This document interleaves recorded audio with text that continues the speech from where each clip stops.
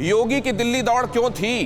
कहा तो यह गया कि कोरोना के बारे में अपडेट करने के लिए, उनको अप्राइज करने के लिए, प्रधानमंत्री को, गृह मंत्री को बताने के लिए, इस संदर्भ में यह था। लेकिन क्या सिर्फ ऐसा था? योगी की दिल्ली दौड़ क्या है, ये वजह जानने की होड़ देखिए। यूपी को लेकर बीते 25 दिन से बैठकों का दौर जारी है, इसलिए वजह जानने की होड़ है लोगों में।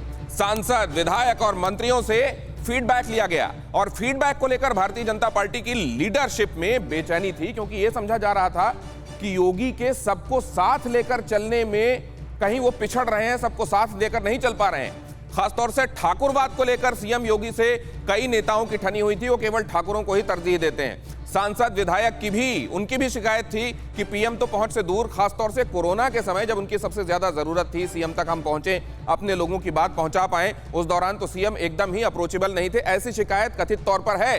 कैसे होगा डैमेज कंट्रोल, इसको लेकर बाकायदे एक रणनीति बनाई गई है। खास तौर से इसमें दोनों चीजें, एक तो पार्टी के भीतर जो लोग नाराज हैं उनको कैसे शांत किया जाए, वो लोग जो समझ रहे हैं कि उनको सत्ता में उनका हक मिलना चाहिए था, उनको कैसे अकोमोडेट किया जाए। साथ ही वो साथी जिनके साथ पिछली बार चले थे, एनडीए के अलायंस जो नाराज बताए जा रहे हैं, उनको कैसे साधा जाए, क्योंकि वो ओबीसी और पिछड़ा वर्ग में वो हिस्सा बनाते हैं भारतीय जनता पार्टी का, जो एक बड़ा वोट बैंक जिसकी बदौलत 325 हासिल हुई थी।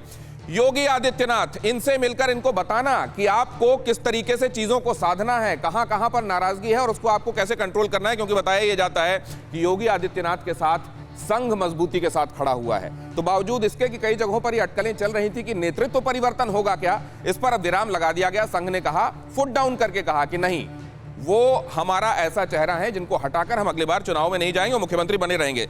अनुप्रिया पटेल अब इनकी नाराजगी इस बात को लेकर थी कि पिछली बार 2014 में जब अपना दल जीत कर आया तो इसके बाद इनको राज्य मंत्री बनाया गया, लेकिन इस बार इनको, हालांकि इन्होंने खुलकर कभी नाराजगी जाहिर नहीं की, लेकिन इस दौरान जब मुलाकातें हो रही हैं तो इन्होंने भी मुलाकात की।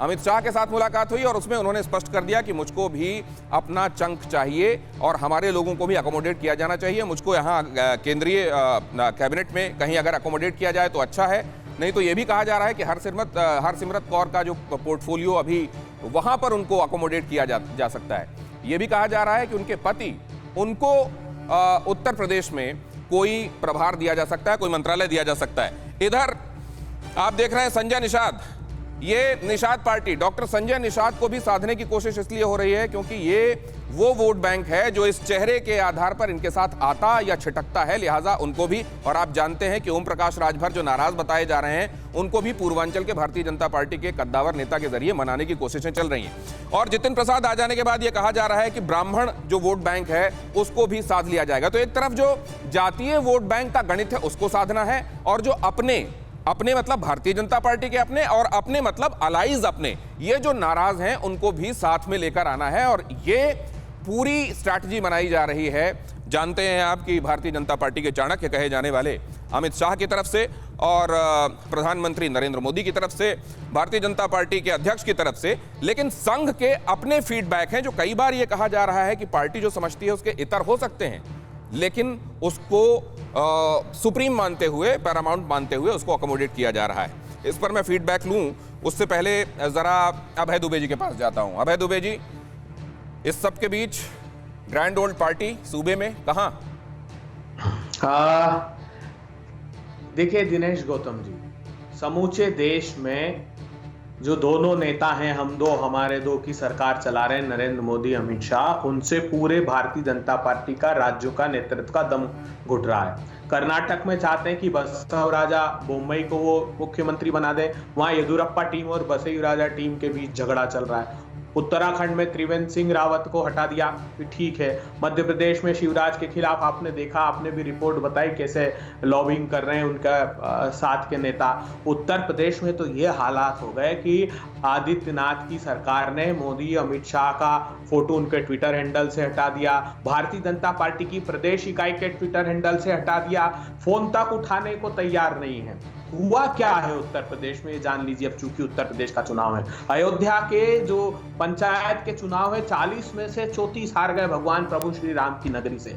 नरेंद्र मोदी संसदीय क्षेत्र 40 में से 33 हार गए। आदित्यनाथ का जो संसदीय क्षेत्र गोरखपुर 68 में से 48 हार गए। राजनाथ सिंह का संसदीय क्षेत्र वहां 25 में से 21 हार गए।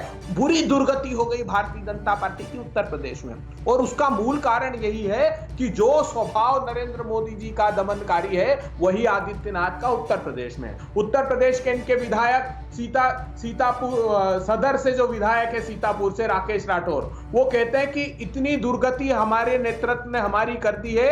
मतलब वो आदित्यनाथ पर आरोप लगाते हैं कि अगर मैं कुछ बोल दूंगा तो मुझ पर राष्ट्रद्रोह का केस लगा देंगे। विधायक राजकुमार अग्रवाल कहते हैं मेरी बेटे की मौत के तक पर मैं न्याय नहीं पा सका तो आम जनता क्या न्याय पाएगी। श्याम प्रकाश विधायक हरदोई से हैं, वो कहते हैं कि भीषणतम भ्रष्टाचार उत्तर प्रदेश में पसरा हुआ है।